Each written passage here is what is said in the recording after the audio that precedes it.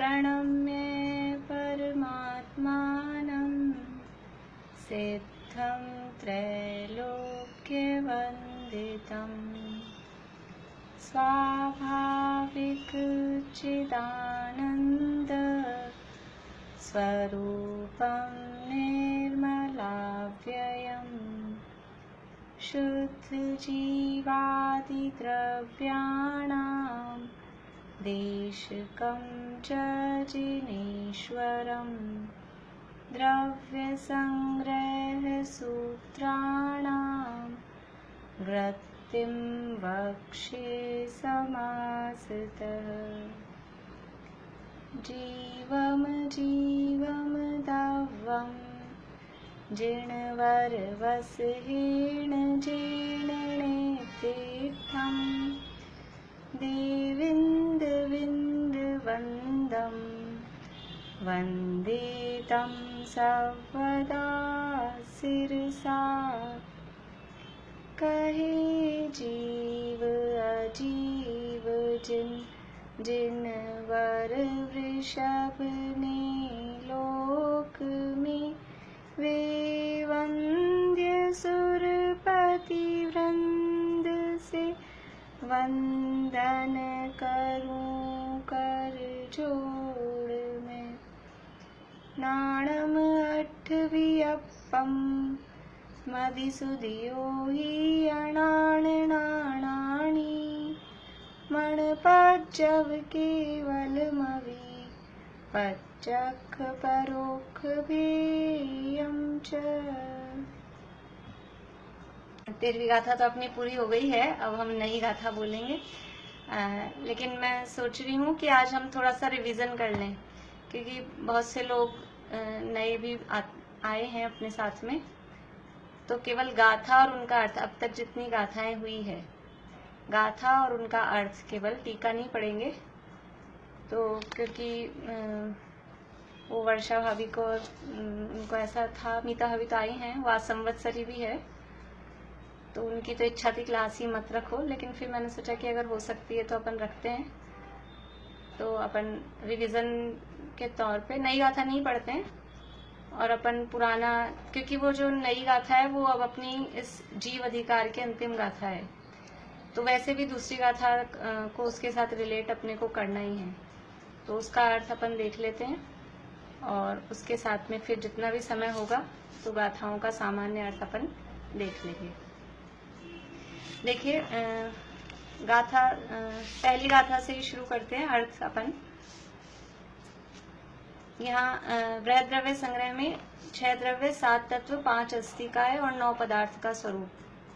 यहाँ इन 4 चीजों का स्वरूप 58 गाथाओं के माध्यम से नेमिचंद सिद्धांती देव ने बताया है।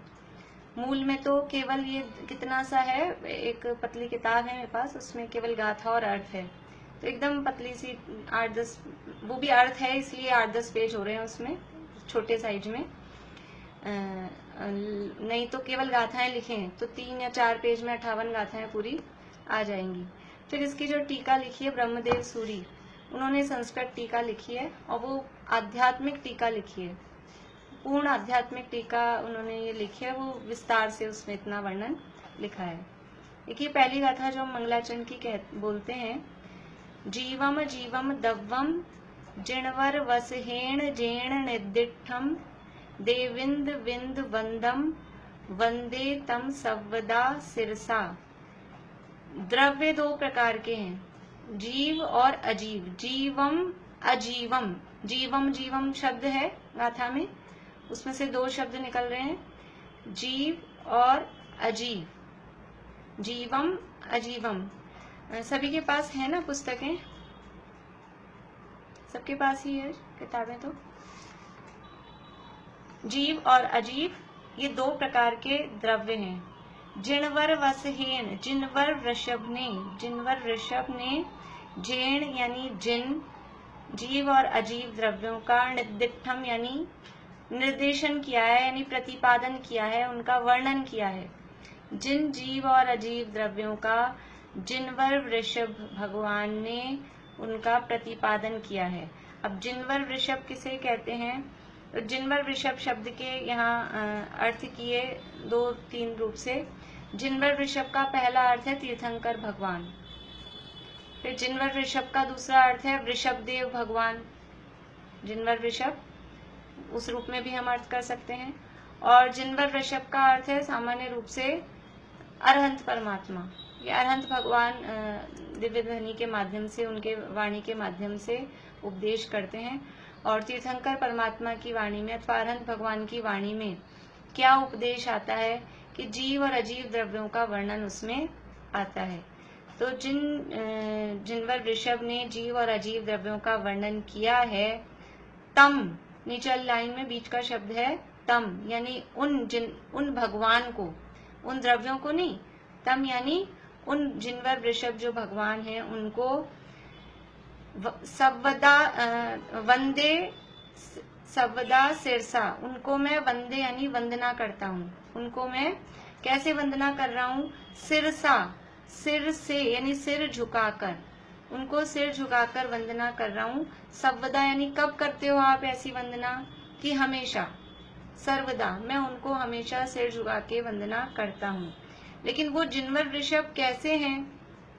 देवेंद्र विंद वंदम, देवेंद्रों के जो वृंद यानी समूह है, देवों का जो समूह है या देवेंद्रों का जो समूह है। देवेंद्र मतलब स्वर्ग के जो इंद्र हैं, स्वर्ग के इंद्रों का वृंद यानी समूह, उनसे वो वंदम, उनके द्वारा उनकी वंदना की गई है।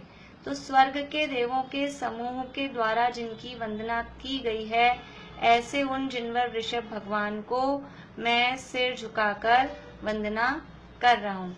2 विशेषताएं यहाँ भगवान की बताई। एक तो जिन्होंने जीव अजीव तत्वों का द्रव्यों का प्रतिपादन किया है, और दूसरा जो देवेंद्रों के समूह से वंदनीय हैं, और उनको ऐसे भगवान को, परमात्मा को मैं भी नमस्कार करता हूँ। बाकी फिर टीका में पूरा विस्तार है, नमस्कार किस प्रकार से किया जाता है, कितने प्रकार का होता है, इंद्र कितने होते हैं, 100 इंद्र होते हैं।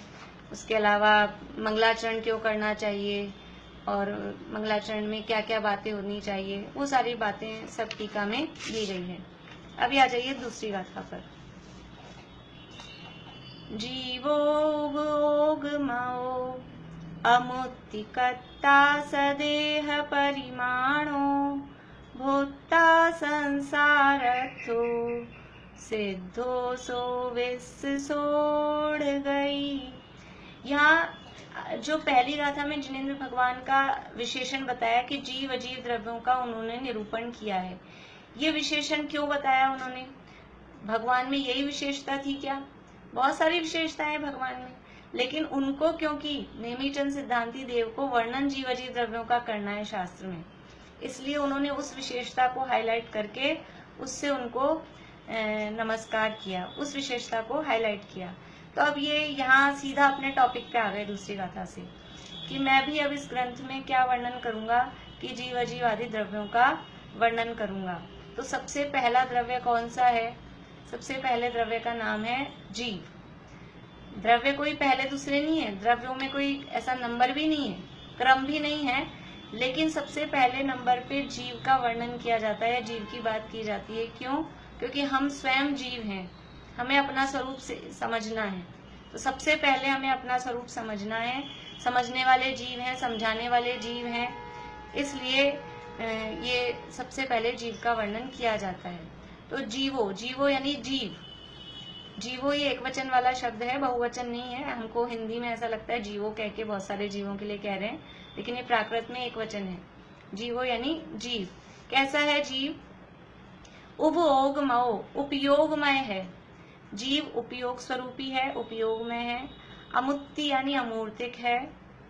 कत्ता यानी कर्ता है। सदेह परिमाणो, स्वदेह परिमाण यानी अपना जो शरीर है, जो शरीर, जिस शरीर में जीव रहता है, उस शरीर के परिमाण, उस शरीर जितना, परिमाण मतलब उस प्रमाण, जीव कितना, जीव का साइज क्या है कि अभी जिस शरीर में है उतनी साइज का जीव है, तो वो कहलाता है स्वदेह परिमाण। भोक्ता है। संसारत्थो यानी संसार में स्थित है। सिद्धो अर्थात सिद्ध है। और विश्व सोड़ गई, सह यानी वह जीव, जीवों का अर्थ जीव और जीवों से अर्थ जीव जीता है, वह जीव, जीवो यानी जीता भी है और स यानी वह जीव, ऐसा। विश्व सोड़ गई यानी ऊर्ध्वगमन स्वभाव वाला है, विश्रसा यानी स्वभाव, और नीचे संस्कृत में देख सकते हैं विश्रसा ऊर्ध्वगति, ये प्राकृत में विश्व सोड़ गई जो शब्द बना है उस संस्कृत में विश्रसा ऊर्ध्वगति। तो विश्रसा का अर्थ है स्वभाव से ऊर्ध्व गई, उड़ गई यानी ऊर्ध्वगति यानी ऊर्ध्वगमन स्वभाव वाला है। वैसे तो क्या है कि मैंने अचानक से आज ये सोचा अभी, नहीं तो मैं आप लोगों से अर्थ करवाती, जिन लोगों ने पढ़े हुए हैं तो पहले आप लोगों को कह देना चाहिए था मुझे, बस वो है, इसलिए मैं ये अर्थ कर रही हूँ, आप लोगों को ख्याल में आता जा रहा होगा। तो जीव, जीवो यानी जीव है, जीता है। जीव को जीव क्यों कहते हैं? जीव को जीव इसलिए कहते हैं क्योंकि वो जीता है, जीव सदा जीता है, जीव का कभी भी मरण नहीं होता। देखो जो स्वभाव की तरफ से देखें, स्वभाव की तरफ से कभी भी जीव मरता नहीं है, यानी यहाँ से पर्याय बदली, मनुष्य बदल के देव हो गया, देव बदल के तिरंच हो गया, तिरंच बदल के नारकी हो गया, जीव का अभाव नहीं होता। इस रूप में तो जीव सदा जीता है ही। लेकिन संसार अवस्था में भी देखा जाए तो जो द्रव्य प्राणों से जीव जीता है ऐसा कहते हैं, तो द्रव्य प्राणों में जो मुख्य प्राण कहा जाता है आयु प्राण, तो उस आयु प्राण का भी संसार अवस्था में सदा उदय रहता है, कभी भी जीव आयु प्राण से रहित नहीं होता संसार अवस्था में। तो उस आयु प्राण की तरफ से भी देखा जाए तो जीव सदा जीता ही है, आयु प्राण का अभाव कैसे नहीं होता। यहाँ मनुष्य आयु पूरी हो जाएगी तो आयु खत्म हो जाएगी ना, लेकिन जैसे ही आयु खत्म होती है अगले ही समय नई आयु शुरू हो जाती है। एक भी समय संसार अवस्था में किसी भी आयु के उदय के बिना जीव नहीं रहता, और जिस समय आयु का उदय नहीं है इसका मतलब है कि अब मोक्ष में है, फिर जीव मुक्त हो गया। जीव मुक्त होता है तभी आयु के उदय के बिना रहता है, इसलिए जीव सदा ही जीता है। निश्चय से कहो तो भी जीता ही है, संसार अवस्था में भी कहो तो वो जीता ही है, जीव कभी मरता ही नहीं है। जो सदा जिए उसका नाम जीव। तो यहाँ कहा जीव, जीव सदा जीता है, और वो उसकी गाथाएं अलग आगे आएंगी कि किस तरह से जीता है। काले चतुपाणा, निश्चय और व्यवहार। इस ग्रंथ की विशेष बात क्या है, इस ग्रंथ में 5 प्रकार से अर्थ किए गए हैं। मूल गाथाओं में इस तरह का भाव है और टीकाकार ने उनको खोला है। कौन कौन से 5 टाइप्स हैं, बोले निशांती, कौन कौन से 5 टाइप्स हैं? शब्दार्थ, मतार्थ, नयार्थ, भावार्थ, आगमार्थ। हो गए 5? हो गए 5? बढ़िया बढ़िया। शब्दार्थ, नयार्थ, मतार्थ, आगमार्थ और भावार्थ, ये 5 प्रकार से अर्थ किए हैं, इसमें अलग से यानी दिखाई देते हैं। बाकी सभी शास्त्रों में शास्त्र के कथन करने की, शास्त्र रचने की पद्धति ये होती है कि इस तरह से 5 प्रकार से अर्थ किया जाए। तो सबसे पहले तो शब्दों का अर्थ, जैसे अभी हम कर रहे हैं शब्दों का अर्थ, फिर उसमें नए की अपेक्षा निकलती है कि ये जो कथन किया गया है ये किस नए की अपेक्षा किया गया है, वो कहलाता है नयार्थ।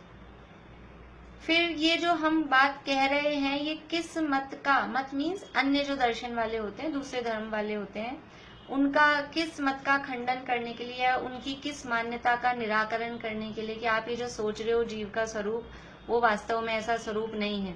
6 ही द्रव्यों का और भी जो भी बातों का, तत्वों का जो स्वरूप आप समझ रहे हो वो ऐसा नहीं है, तो वो कहलाता है मतार्थ। अन्य मत की अपेक्षा से कथन करना वो कहलाता है मतार्थ। इसके बाद में है आगमार्थ। आगमार्थ का बात मतलब है कि यहाँ अभी जो बात चल रही है वो पूरे जिनागम में और कहाँ कहाँ मिलती है, जिनागम में उसके लिए क्या क्या बात आई है उसकी अपेक्षा से बात करना वो कहलाता है आगमार्थ। और फिर इस गाथा का तात्पर्य क्या है, कहना क्या चाहते हैं, शब्दार्थ अलग है और उसका भावार्थ अलग है। शब्दों से कह दिया कि जीव है, जीता है, लेकिन इससे भाव क्या निकलता है, हमको इससे क्या समझना चाहिए, वो कहलाता है भावार्थ। तो भावार्थ बहुत इम्पोर्टेंट है कि किसी शास्त्र में क्या बात कही गई है, उससे भाव क्या निकालना, तात्पर्य क्या निकालना, कहा गया है वो किस नय से कहा गया है, लेकिन उससे हमको सीखना क्या, तो वो कहलाता है भावार्थ। ऐसे 5 प्रकार से शास्त्र में अर्थ किए गए हैं। तो यहाँ ये जो जीव का स्वरूप बताते समय यहाँ 9 विशेषण या 9 विशेषताएं या कहें 9 अधिकार जीव के कहे गए हैं। पहला जीवो, उवोग्मो, अमुत्ति, कत्ता, सदेह परिमाणो, भोक्ता, संसारत्थो, सिद्धो और विश्व सोड़ गई। ऐसे 9 विशेषण जीव के कहे गए हैं। तो ये 9 के 9 विशेषणों में नए लगाएं। निश्चय न से किस प्रकार जीता है, व्यवहार न से किस प्रकार जीता है, निश्चय न से करता है या नहीं है, व्यवहार न से करता है या नहीं है, भोगता है या नहीं है, इसी तरह से संसार में स्थित है या नहीं है। ये 13वीं गाथा हमारी जो चली थी, तो ये नयों की अपेक्षा कथन किया।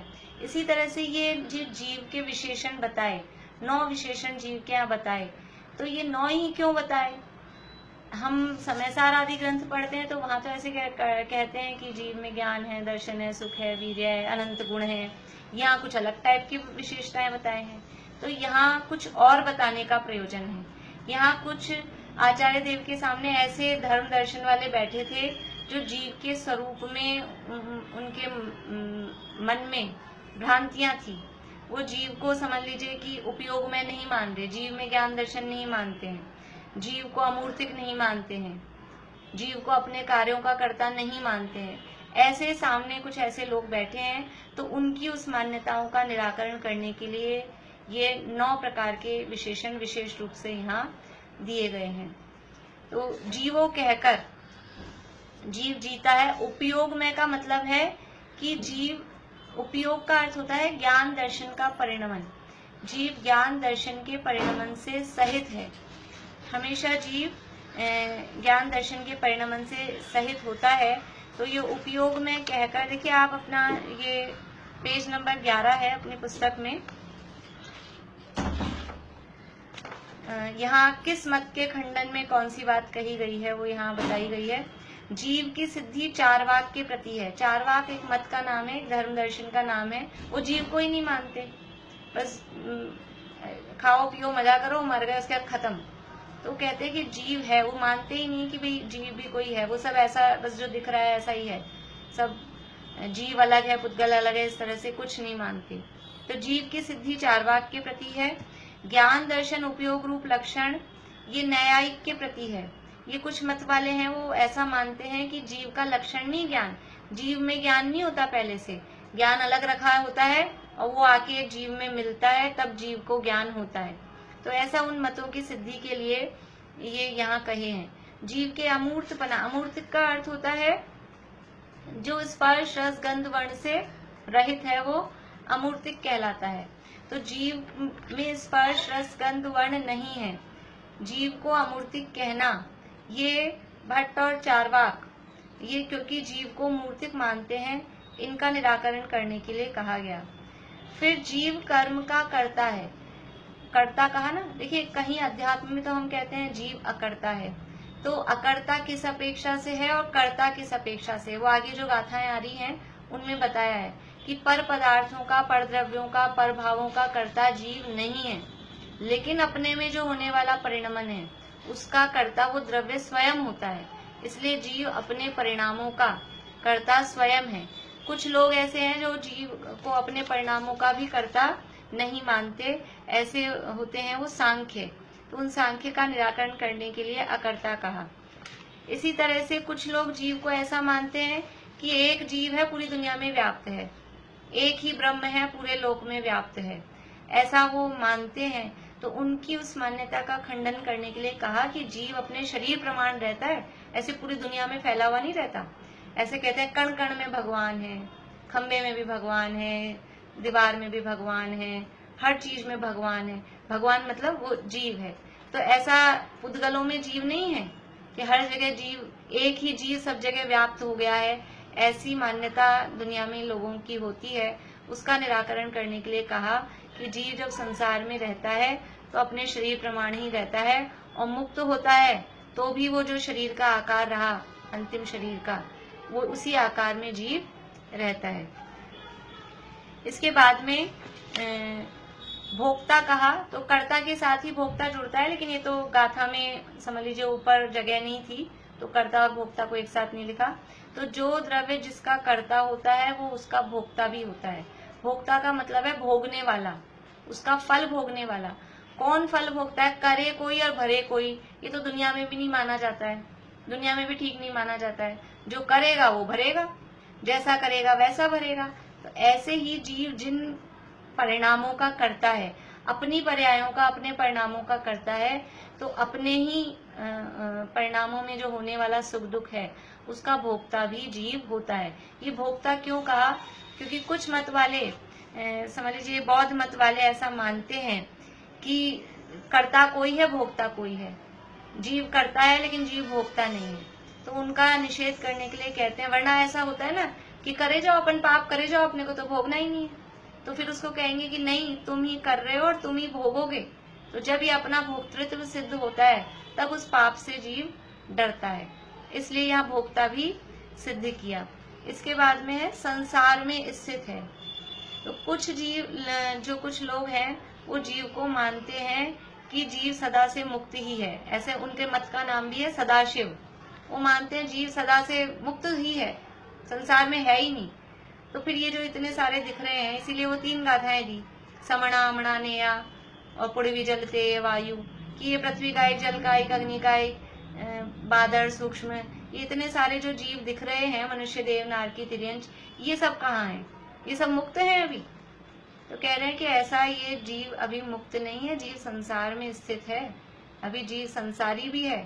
फिर वो मग्गण गुण ठाणे ही है, जो गाथा अभी हमारी चल रही थी 4 महीने से, कि अगर मागणा स्थान की अपेक्षा गुण स्थानों की अपेक्षा से देखा जाएगा, अशुद्ध नय से देखा जाएगा, तो जीव संसार में स्थित है। शुद्ध नय से देखेंगे तो सव्य शुद्धा वो शुद्ध नया, शुद्ध नय की अपेक्षा से देखेंगे तो जीव मुक्त है, शुद्ध है। लेकिन इसलिए अन्य मतों में क्या है कि वहां ऐसी अपेक्षा नहीं लगाती, वो ऐसे कहते हैं जीव सर्वथा ही मुक्त है।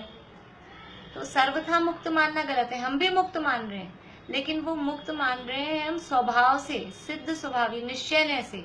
लेकिन व्यवहार में अभी जो स्थिति है वो भी तो माननी पड़ेगी। जैसे कि समझ लीजिए कि कोई कपड़ा गंदा हो गया, तो गंदा कपड़े को गंदा जब तक नहीं मानेंगे तब तक उसको साफ करेंगे क्या?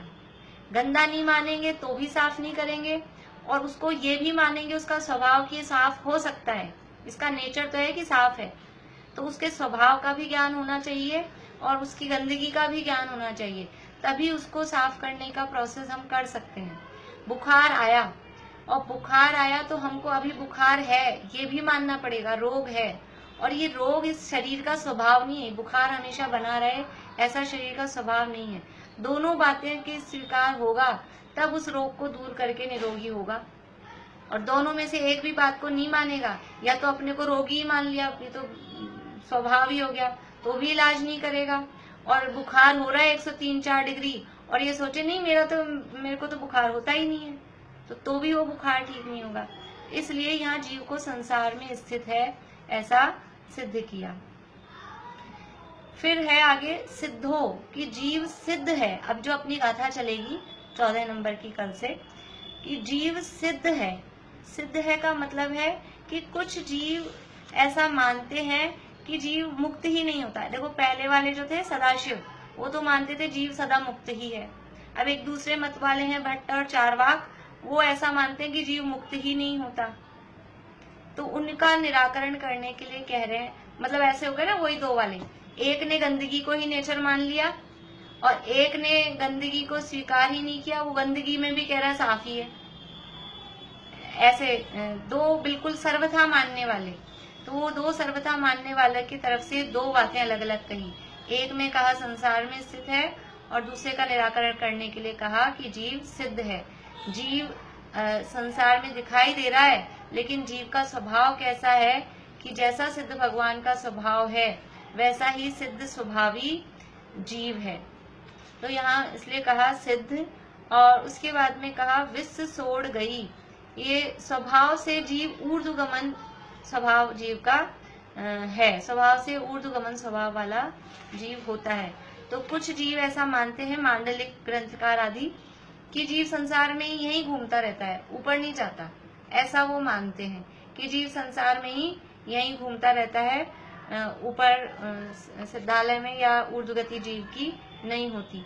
तो उनका निषेध करने के लिए जीव का ऐसा स्वभाव बताया कि जीव का नेचर संसार में घूमने का, ऐसा रहने का नहीं है। जीव का नेचर तो ऊपर की ओर जाना, ऊर्ध्वगमन जीव का स्वभाव है। इस तरह से ये 9 विशेषताएं दूसरी गाथा में जीव की बताई। अब इन 9 विशेषताओं के आधार पर तीसरी गाथा से लेकर और 14वीं गाथा तक इन 9 की डिटेल एक एक गाथा में, सामान्य रूप से एक गाथा में एक की है, पर जो उपयोग का वर्णन है वो भी 3 गाथाओं में किया और संसारस्थ का वर्णन भी 3 गाथाओं में किया। इनको यहाँ आचार्य देव ने कहा है 9 अधिकार, जीव के 9 अधिकार। अधिकार का मतलब है कि समझ लीजिए, जीव अधिकार का मतलब होता है चैप्टर्स, अपनी भाषा में चैप्टर है। तो ये जीव के 9 तरह के चैप्टर, 9 बातें जीव की इसमें विशेष रूप से बताई गई हैं। अभी ये दूसरी गाथा में मतलब ये जीव का स्वरूप, बहुत जगह जीव का स्वरूप अगर बताने के लिए ये गाथा बताई जाती है, तो इसमें जो जीव का स्वरूप बताया गया है, ये समझ लीजिए प्रमाण स्वरूप जीव का। समयसार आदि में जीव का स्वरूप बताया जाता है। अरसवरूपम गंधम अवत्तम चेदना गुणमसद्दम जान अलिंग गहनम जीवम अनिदिष्ट संठानम, ये समयसार आदि में। और न प्रमत्त है न प्रमत्त है, बस एक ज्ञायक भाव है, छठी गाथा में कहा। तो वहां तो शुद्धने की तरह अपेक्षा से जीव का स्वरूप बताया गया। वहां निश्चय न से, शुद्ध न से, जिस जीव का स्वरूप में हमको उपयोग एकाग्र करना है, जिस स्वरूप में हमको समझ लीजिए जिसका विचार चिंतन करके उसमें एकाग्र होना है, दृष्टि का जो विषय है, वहां वो स्वरूप बताया गया है। और यहाँ प्रमाण की तरफ से, यहाँ जीव को कर्ता भी कहा, जीव को संसार में स्थित भी कहा। तो यहाँ अपेक्षा, यहाँ वर्णन, क्योंकि ग्रंथ में किस अपेक्षा से क्या वर्णन चलने वाला है, उस अपेक्षा से यहाँ जीव का स्वरूप बताया गया है, प्रमाण अपेक्षा से जीव का यहाँ स्वरूप बताया है। काले चदुपाणा इंद्रिय बल माउआण पाणोय व्यवहारासो जीवो निश्चय दोदु चेदना जैसे। काले, तीनों कालों में 4 प्राणों से जो जीता है, चदुपाणा 4 प्राण। कौन कौन से हैं 4 प्राण? इंद्रिय यानी इंद्रिय, बल यानी बल, बलम इंद्रिय, बलम, और माऊ है ना, माऊ में से म तो इधर बलम में चल जाएगा और फिर निकलेगा आऊ, आऊ यानी आयु, और आण पाण, आण पाण कहते हैं श्वासोच्छ्वास को, आण पाण, यानी कि तीनों काल में जो 4 प्राण हैं, इंद्रिय, बल, आयु और श्वासोच्छ्वास, इन प्राणों से जो जीता है वो व्यवहारा सो जीवो, वो व्यवहार से जीव है। 3 काल में, 3 काल में कह रहे हैं, 3 काल में जो इन 4 प्राणों से जीता है, क्योंकि संसार भूतकाल में इन्हीं प्राणों से जी रहे थे, वर्तमान में इन्हीं प्राणों से जी रहे हैं, और भविष्य में भी जब तक संसार में इंद्रिय, बल, आयु, श्वासोच्छ्वास, इनके माध्यम से जीव का जीवन चलता है, तो व्यवहार से उसको जीव कहा जाता है। जो इन 4 प्राणों से, इंद्रिय, बल, आयु, श्वासोच्छ्वास से जो जीता है, उसको व्यवहार से जीव कहते हैं, या उसको व्यवहार से जीव का जीवन, व्यवहार से जीव इन प्राणों से जीता है, ऐसा कहते हैं। लेकिन निश्चय से क्या है? निश्चय न दो, निश्चय न से, तो दो यानी तो, चेदना जस्से, उसका प्राण क्या है? जीव का, निश्चय न से जीव का प्राण क्या है? कि चेतना, चैतन्य स्वरूप, ये चेतना यानी ज्ञान दर्शन रूप जो परिणमन है, वो ही वास्तव में प्राण है। आयु खत्म हो जाए, श्वासोच्छ्वास बंद हो जाए, इंद्रियां छूट जाए, मन वचन काया बल नहीं रहे, तो भी जीव का जीवन समाप्त नहीं होता। ऐसी कौन सी दशा है संसार अवस्था में, सीधे शब्दों में कहूं तो ऐसा कौन सा गुण स्थान है जहाँ श्वासोच्छ्वास नहीं है, इंद्रियां नहीं है, बल नहीं है और फिर भी जीव है। 14वां गुण स्थान, बढ़िया। आयु प्राण अभी भी वहां है, बाकी के 3 प्राण वहां नहीं है। इंद्रिय नहीं है, बल नहीं है, श्वासोच्छ्वास नहीं है, फिर भी वहां जीव 14वें गुण स्थान वाले मरे हुए हैं कि जिंदा हैं? जीवित हैं बराबर। मरण तो होता ही नहीं है, अब उनका मरण नहीं होगा, अब उनका निर्वाण ही होगा। मरण उसको कहते हैं जिसके बाद दोबारा से जीवन आए, दोबारा से जन्म हो, उसको मरण कहते हैं। अब उनका दोबारा से जन्म नहीं होगा, इसलिए उनका मरण नहीं है। तो ये तीनों काल में जो इंद्रिय बल, बल यानी मन वचन काय, आयु और श्वासोच्छ्वास, इन 4 प्राणों को जो धारण करता है वह व्यवहार से जीव है। ये क्यों कहा कि व्यवहार से जीव, इसी के आधार पे जीव देखा जाएगा। यदि ये आयु श्वास, हम किसी को, हमको देखना है कोई व्यक्ति मनुष्यों में ही जीवित है कि मर गया, तो कैसे पता लगेगा? अब उसके बेहोश जैसी स्थिति दिख रही है, तो अब उसके चेतना प्राण तो अपने को दिखते नहीं है अंदर से, और चेतना प्राण तो सदा काल ही है, तो सदा ही वो जीवित है। लेकिन अब ये व्यवहार कैसे चलेगा कि ये अभी जीवित हैं और ये मर गए? ये किस आधार पे कहेंगे? कि किसी को चेक करना हो, जैसे नाक के आगे हाथ लगा के देखेंगे तो श्वास आ रही है कि नहीं आ रही है, नाड़ी पकड़ के देखेंगे, यही चीजें देखी जाती है ना। आयु कर्म भी हमको नहीं दिखता है, तो ये बाहर से व्यवहार से प्राण कहे जाते हैं, और व्यवहार से जीव इनसे जीता है। नाक बंद कर दी जाए, गला घोट दिया जाए, तो वो श्वासोच्छ्वास प्राण का अवरोध हो गया, तो जीवन पूरा हो जाता है। व्यवहार से वो जीव मरण हो गया, ऐसा कहा जाता है। तो व्यवहार से ये प्राण कहे जाते हैं। अभेद रूप से इनको कह रहे हैं तो ये 4 हैं, और इनके भेद करके कहेंगे तो इंद्रियां 5, बल 3, मन वचन और काय 8, आयु 1 और श्वासोच्छ्वास 1, इस तरह से 10 प्राण भी कहे जाते हैं। आगे अब बात कर रहे हैं, ये हो गया जीवो जो पहला अधिकार कहा था दूसरी गाथा में, उसकी बात हो गई। अब है उभोगमऊ। उभोगमऊ के लिए 3 गाथाएं दे रहे हैं, 4, 5 और 6 नंबर की गाथा। उभोगो दुवियप्पो दंसणाणं च दंसणं च दुधा चक्षु अचक्षु ओहि दंसण मद केवलम नेयम। उभोगो यानी उपयोग, दुवियप्पो 2 प्रकार का है। दुवियप्पो द्विविकल्प है, संस्कृत में दिया है। विकल्प का मतलब है भेद, प्रकार। उपयोग 2 प्रकार का है। दंसण नाणम, एक दर्शन उपयोग और एक नाणम यानी ज्ञानोपयोग। दर्शनोपयोग और ज्ञानोपयोग ऐसे पहले 2 भेद उपयोग के हैं। उसमें से जो पहला है दर्शनोपयोग, तो दंसणम चतुधा, वो दर्शनोपयोग भी 4 प्रकार का है। चतुधा यानी 4 प्रकार का है, और वो 4 प्रकार कौन कौन से हैं? चक्षु अचक्षु ओहि, चक्षु दर्शन यानी चक्षु दर्शन, अचक्षु दर्शन, ओहि यानी अवधि दर्शन, और केवलम नेयम, केवलम यानी केवल दर्शन, नेयम यानी जानना चाहिए। दंसणम अथ, दंसणम अथ यानी कि दर्शन के ये 4 भेद जानने चाहिए। इन सबके साथ दर्शन शब्द लगाना है। दंसणम, चक्षु दंसणम, अचक्षु दंसणम, ओहि दंसणम, केवलम दंसणम, ऐसा ये 4 प्रकार का दर्शन जानना चाहिए। दर्शन किसे कहते हैं? सामान्य अवलोकन को। किसी भी वस्तु का ज्ञान होने से पहले उसका सामान्य अवलोकन होता है, उस सामान्य अवलोकन को दर्शन कहते हैं। हम जिसे दर्शन समझते हैं, भगवान के दर्शन किए कि नहीं? आज भगवान के दर्शन किए कि नहीं किए? तो ये जो हम आंख से दर्शन करने को कह रहे हैं, ये आंख से दर्शन करना ये ज्ञान है वास्तव में। आंख से दर्शन का अर्थ यहाँ दर्शनोपयोग नहीं है। यहाँ जो दर्शनोपयोग है ये उस आंख से जो हमने भगवान के दर्शन किए उससे पहले एक सामान्य अवलोकन, उसमें कुछ भेद नहीं दिखाई देता है।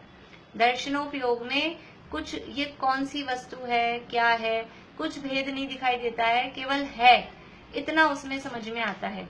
तो सत्ता मात्र का जिसमें ग्रहण होता है उसका नाम दर्शनोपयोग है, और ये 4 प्रकार का है। चक्षु इंद्रिय से जो ज्ञान होता है उससे पहले होने वाला चक्षु दर्शन, शेष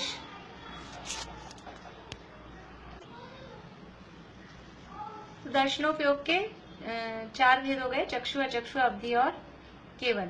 अब आगे है ज्ञानोपयोग का वर्णन 5वीं गाथा में। नाणम अट्ठवियप्पम मदिसुदियोहि अणान नाणानि मणपज्जव केवलमवि पच्चख परोक्ष भेयम च। नाणम यानी ज्ञान, अट्ठ वियप्पम यानी 8 विकल्प वाला, यानी 8 प्रकार का है। कौन कौन से हैं वो 8 प्रकार? मदि सुदि ओहि, मदि यानी मति, सुदि यानी शुद्ध, ओहि यानी अवधि। और ये कैसे हैं तीनों? अणान और नानानी, ये अज्ञान रूप भी है और ज्ञान रूप भी है। अणान नानानी ये अज्ञान रूप भी है और ज्ञान रूप भी है। मतलब मति, शुद्ध, अवधि ये सम्यक रूप भी होते हैं और अज्ञान रूप यानी मिथ्या रूप भी होते हैं। हाँ आंटी कुछ पूछ रहे हैं आप? हाँ, वो विकल ज्ञान बोलते हैं क्या, जो अज्ञान रूप ज्ञान? विकल ज्ञान, विकल प्रत्यक्ष तो कहते हैं अवधि और मनयपरे को। विकल ज्ञान तो मति श्रुत के लिए आया, चारों ज्ञान के लिए आया गुरुदेव के प्रवचन में विकल ज्ञान। हाँ, तो वो सकल के अपेक्षा से उनको विकल कह सकते हैं, वो यानी पूर्ण नहीं है, लेकिन इसमें सम्यक मिथ्या वाला भेद नहीं है।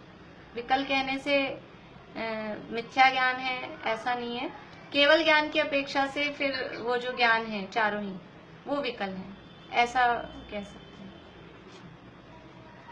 तो मति, श्रुत और अवधि ये तीनों अज्ञान रूप भी हैं और ज्ञान रूप भी हैं, यानी ये सम्यक रूप भी हैं और मिथ्या रूप भी हैं। तो ये तो 6 हो गए।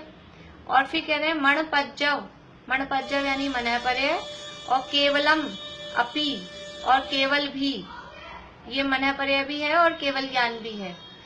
पच्चख परोक्ष भेयम च, इनके प्रत्यक्ष और परोक्ष भेद भी होते हैं। ज्ञान 8 प्रकार का है और 8 प्रकार के ज्ञान में समझ लीजिए पहले 2 भेद कर दिए, प्रत्यक्ष ज्ञान और परोक्ष ज्ञान। तो प्रत्यक्ष ज्ञान में आ जाएंगे अवधि, मनयपरे और केवल ज्ञान, और परोक्ष ज्ञान के अंतर्गत मति, शुद्ध, अवधि और कुमति, कुशुद्ध, कुअवधि, ये सब परोक्ष ज्ञान के अंतर्गत। कुअवधि नहीं, मति और शुद्ध, कुमति और कुशुद्ध, और वो कुअवधि उसमें परोक्ष में चल जाएगा। वैसे ये प्रत्यक्ष और परोक्ष भेद एक्चुअल में कुमति, कुशुद्ध के होते नहीं है, प्रत्यक्ष परोक्ष प्रमाण के भेद हैं, तो वो सम्यक ज्ञान में ही लागू पड़ते हैं वास्तव में। तो सम्यक ज्ञान यानी जो 5 सम्यक ज्ञान है, उन 5 ज्ञानों में प्रत्यक्ष परोक्ष का भेद करते हैं। जो मिथ्या ज्ञान है उनको ऐसा प्रत्यक्ष परोक्ष के भेदों में ग्रहण नहीं करते हैं, क्योंकि ये प्रमाण के भेद है, प्रमाण होता है वो सम्यक ज्ञान होता है, इसलिए। तो ज्ञान 8 प्रकार का है, 3 प्रकार के ज्ञान सम्यक रूप भी है, मिथ्या रूप भी है, और मनयपरे और जो केवल ज्ञान है वो सम्यक रूप ही होते हैं, उनमें मिथ्या रूप नहीं होते। तो सीधे सीधे हम कहें तो मति ज्ञान, शुद्ध ज्ञान, अवधि ज्ञान, मनयपरे ज्ञान, केवल ज्ञान, कुमति, कुशुद्ध और कुअवधि, इस तरह से ये ज्ञानोपयोग के 8 भेद कहे गए हैं। छठी गाथा। अट्ठ चतुर्णान दंसण सामण्णम जीव लक्षणम वणियम व्यवहारा शुद्धनया शुद्धम पुण्यदंसणम नाणम। ये दर्शनोपयोग की, ज्ञानोपयोग की सबकी परिभाषाएं वगैरह टीका में दी हुई हैं डिटेल में पूरी। अभी हम परिभाषाओं की बात नहीं कर रहे हैं। अब यहाँ छठी गाथा में यही दर्शनोपयोग का वर्णन हो गया, चौथी गाथा में ज्ञानोपयोग का वर्णन हो गया, 5वीं गाथा में। अब छठी गाथा क्यों दी? ये छठी गाथा दी है समझ लीजिए तात्पर्य बताने के लिए, भावार्थ बताने के लिए कि 8 चदु, 8 यानी 8, चदु यानी 4, नाण दंसन, 8 को जोड़ना है नाण के साथ, चदु को जोड़ना है दंसन के साथ। 8 प्रकार का ज्ञान, 4 प्रकार का दर्शन। सामान्यम जीव लक्षणम भणियम, ये सामान्यम यानी सामान्य से जीव का लक्षण, जीव लक्षणम जीव का लक्षण, भणियम यानी कहा गया है, यानी 8 ही ज्ञान, 8 में से कोई भी ज्ञान हो और 4 दर्शनों में से कोई भी दर्शन हो, वो जीव का लक्षण है। जीव का लक्षण ऐसे नहीं कहा कि केवल ज्ञान जीव का लक्षण है, केवल दर्शन जीव का लक्षण है। कोई भी ज्ञान हो, कुमति, कुशुद्ध, कुअवधि, कोई भी ज्ञान हो, यदि जीव में ज्ञान मात्र होना चाहिए, वो ज्ञान मात्र जीव का लक्षण है। इसलिए कहा 8 चतुर्णान दंसण सामण्णम जीव लक्षणम भणियम व्यवहारा। ये कैसे कहे हैं ये जीव के लक्षण? मति शुद्ध ज्ञान को जीव का लक्षण कहा, या कुमति भी हो तो भी जीव का लक्षण है। व्यवहारा, ये व्यवहार से कहे गए हैं। 8 प्रकार के ज्ञान और 4 प्रकार के दर्शन को जो जीव का लक्षण कहा वो व्यवहार से कहा है। फिर निश्चय से क्या है? शुद्ध नया शुद्धम पुण्य दंसनम नानम। शुद्ध नय से तो शुद्ध नया शुद्ध नय, शुद्ध नय का मतलब है निश्चय नय से। शुद्ध नया शुद्धम पुण्य, पुण्य मतलब समझ लीजिए जैसे अपन तो शब्द लगाते हैं ना, शुद्ध नय से तो, ऐसा वो पुण्य शब्द है। शुद्धम यानी शुद्ध, दंसनम नाणम, जो शुद्ध ज्ञान दर्शन है वो जीव का लक्षण है। निश्चय नय से तो शुद्ध ज्ञान दर्शन। शुद्ध ज्ञान दर्शन का मतलब है कि जो कर्मों से रहित, कर्मों से रहित यानी वो केवल ज्ञान जीव का स्वभाव है। शुद्ध ज्ञान दर्शन, क्योंकि जीव का स्वभाव अगर कहें तो जीव का स्वभाव कौन से ज्ञान रूप है कि जीव का स्वभाव है वो केवल ज्ञान स्वभाव है। मति ज्ञान जीव का स्वभाव नहीं, शुद्ध ज्ञान जीव का स्वभाव नहीं। ये जो अभी बात बताई ना गुरुदेव की, ये विकल रूप है, ये पूर्ण नहीं है।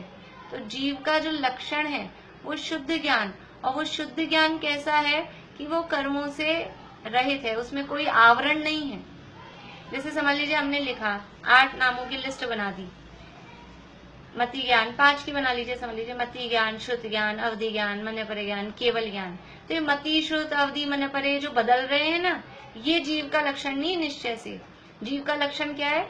जो इनमें जो ज्ञान ज्ञान ज्ञान ज्ञान ज्ञान ज्ञान, ये जो ज्ञान आ रहा है, ये ज्ञान, ये शुद्ध ज्ञान, ये जीव का लक्षण है। ज्ञान मात्र, और वो ज्ञान मात्र, वो ज्ञान का स्वभाव कैसा है कि समस्त पदार्थों को, लोकालोक को एक साथ झलकाने का वो ज्ञान का स्वभाव है। वो निश्चय से जीव का लक्षण है। आगे 7वीं गाथा। वर्ण रस पंच गंधा 2 फासा 8 निश्चया जीवे नो संति अमुत्ति तदो व्यवहारा मुक्ति बंधा दो। यहाँ अभी तक हुई है जीवो, इसकी बात हुई, फिर उसके बाद में उपभोग मऊ, उपयोग में है। अब है अमुत्ति, जीव अमूर्तिक है। तो जीव अमूर्तिक है वो बता रहे हैं यहाँ कि वर्ण रस पंच, वर्ण और रस ये होते हैं 5 प्रकार के। 5 प्रकार का वर्ण है, 5 प्रकार का रस है।